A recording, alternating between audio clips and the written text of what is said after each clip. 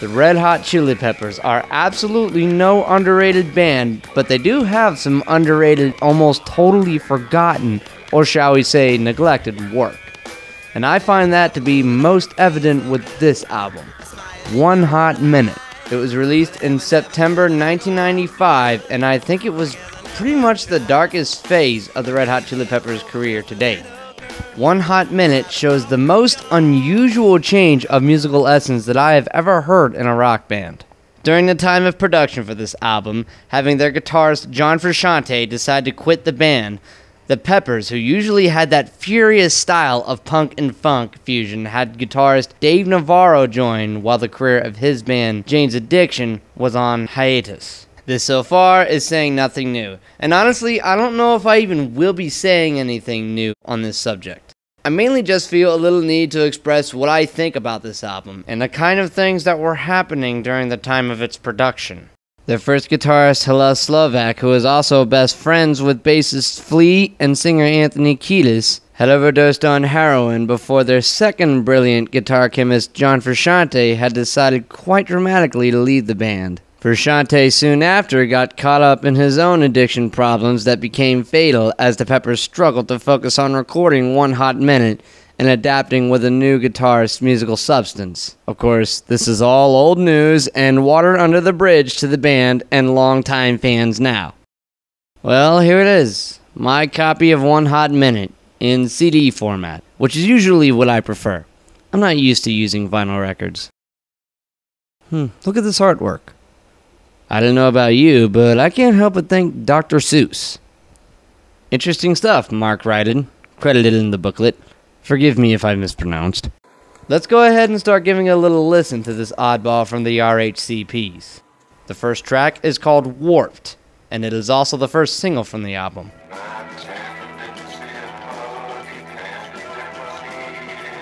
Could you even tell if that's the Red Hot Chili Peppers if nobody told you?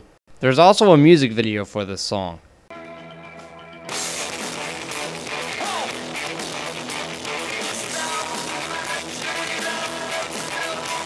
I first saw this video on demand through my TV when Music on Demand appeared to have a Red Hot Chili Peppers special with a whole list of their videos. And when I selected this one and viewed it, I was like, my God, Time Warner, are you sure this is a Chili Peppers video here? I wonder why they didn't just call the album Warped, because the RHCP sound and the style here, of course, seems kinda, Might I also share that at the time I first knew of this song, I learned it on bass guitar and jammed out to it when I was 15, having an emo hairdo flailing around while I jammed this tune on my bass guitar, feeling like I was part of some hardcore scene or something. That, of course, is absolutely not saying that the Chili Peppers ever had any association with any emo, goth, or hardcore scene or whatever. I would be quite sure that they did not. Just saying, some of the music from One Hot Minute just so happened to be what I was getting into during that little phase of mine. That's all. Next track. By the way, I'm not here to sample this whole album. That's not what I do. I'm just going to pick some segments of a few certain songs that give my main personal points. That's all. And that's out of my respect for your work as well as for your convenience, Red Hot Chili Peppers. And Warner Bros. Aeroplane.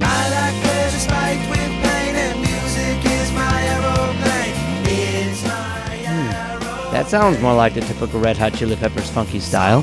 Not that any of those other songs with that slight alternative metal-ish twist on this album drive me away or anything, or like this funkier tune satisfies me as opposed to the rest of the work on this record or anything like that.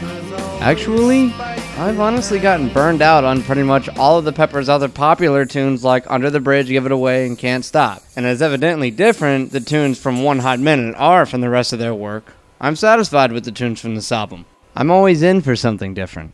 Nothing against you guys in the band. You got an amazing story behind yourselves. That being the reason I idolized you so dearly throughout my teen years when I learned all of your hits on bass.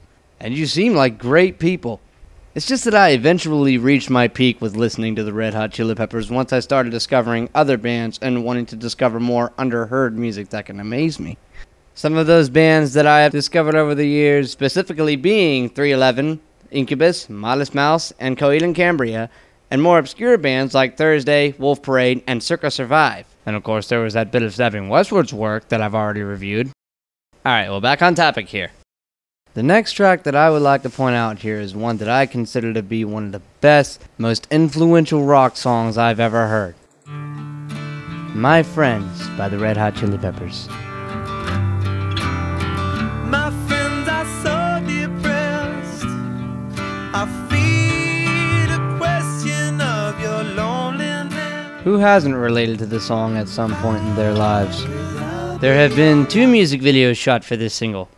The first one was this one. What? Do I need to explain why a second one was made? Sorry, Peppers, I don't mean to embarrass you. The second video is this one, being the video that I discovered first. And that was on this featured DVD that came with this Red Hot Chili Peppers Greatest Hits and Videos compilation that I got when I was 15. The time that I was huge on the Peppers. Their singles anyway. And just a couple of these non-single tracks from One Hot Minute that I had known via the internet. Those 2 nostalgic tunes of mine being Transcending and One Hot Minute, the song. The song One Hot Minute is a quite catchy rock song, as well as it is kind of bizarre, but not so much. That's the best way that I can vaguely put it. It doesn't really sound the way I had expected it to sound. I kind of expected it to sound a bit more psychedelic, like Warped, and represent the album as a whole with its present, shall we say, melancholic alt-metal twist. This track doesn't really sound that dark or melancholic like Warped or the Japanese bonus track Melancholy Mechanics, but it doesn't sound that funky either, like Aeroplane or Walkabout. Another one of my favorite tracks that I discovered recently when I decided to listen to the album through all the way. Also, we could do without this for almost a minute straight.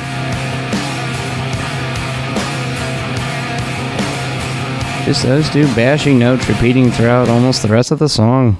But regardless, I still think it's rockable and it's one of my favorites. Now, this song called Transcending. Oh, does this one have a story to tell?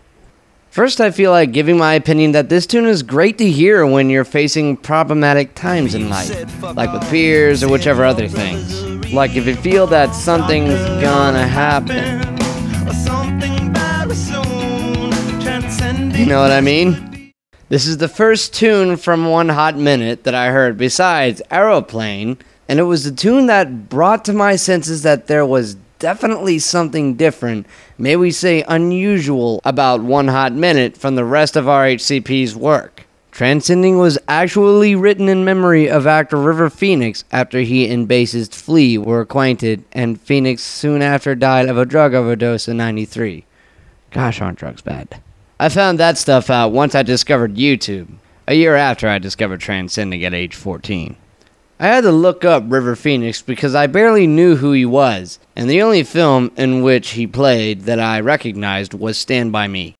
I later found out about My Own Private Idaho, which had River Phoenix and Flea, along with Keanu Reeves, and I was kind of interested, until I watched that movie. It kind of creeped me out, but that's another story.